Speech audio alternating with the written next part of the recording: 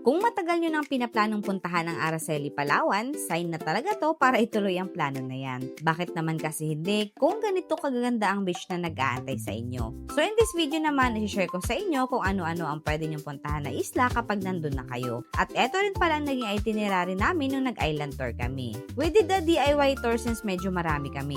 Nag-rent lang kami ng boat tapos ang binayaran namin ay 4,000 pesos for 8 person. Then 3,000 pesos naman for 6 person. Kami na rin pala ang nag-provide ng food namin. Okay, kumpleto na po ang lahat dito ng mga guests. Yes! Yun, magandang umaga po sa inyong lahat. Mabuhay. Ako nga po pala si Rick Kakal.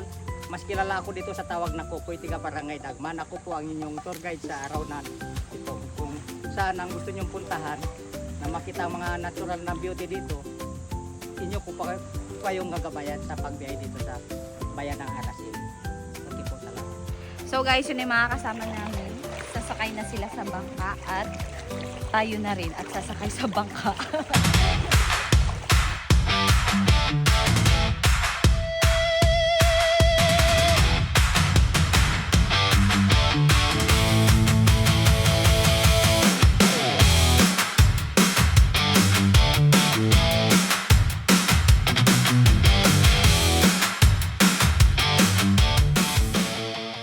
From sakayan ng bangka ay umalis kami around 9 AM. Then halos 1 hour and travel time going to first destination which is the Cambari Island. May kalayuan lang talaga ang isla pero ito ang pinakasikat na isla sa Araceli kaya pasok ito sa must visit island. Papalapit ka pa lang ay talagang mamamangha ka na sa ganda nito. Kung gaano kataas ang tila hinulmang bato at formations nito na para bang nasa ibang lugar ka. Ang isla po na to ay tinawag na Cambari base po sa mga nakakatandang mga tao dito noon o mga ninuno namin kaya tinawag na Cambari kasi yung isla na to ay may putol sa gitna.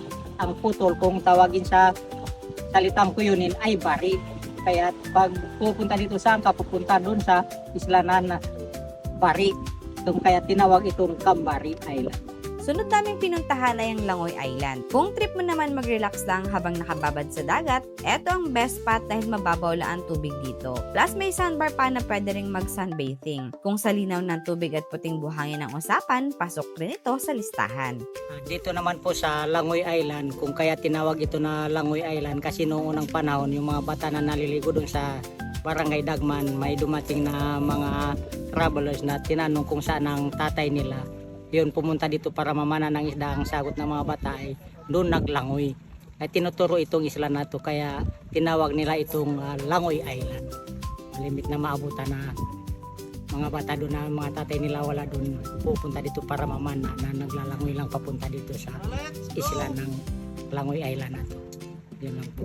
Pangatlo ay ang Marikit Island. Sa pangalan pa lang, alam mo nang maganda talaga ang isla. Napakatahimik dito, puting-puti rin ang buhangin at napakalinaw ng dagat na may pagkakulay asul. Para sa akin, isa rin to sa best spot for swimming or kahit nga magbabad ka lang kasi mababaw lang din ang tubig dito. Ito rin pala ang isla na malapit lang sa bayan na halos kaya ng lakarin kapag low tide.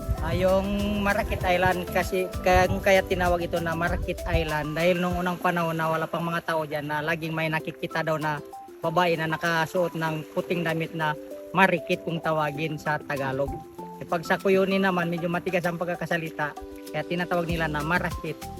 Kaya pag may pupunta doon, pupunta daw sila sa Marikit Island. Ang pinanggalingan noon po ay yung babaeng marikit na nakasuot ng puting damit po. Thank you. So that's it guys, ilan lang yan sa maraming nagagandahang isla ng Araceli. At kung gusto nyo ring mapuntahan ng mga ito, ilalagay ko na lang sa comment section kung saan kami nag-rate ng boat or you may direct message me para may send ko sa inyo.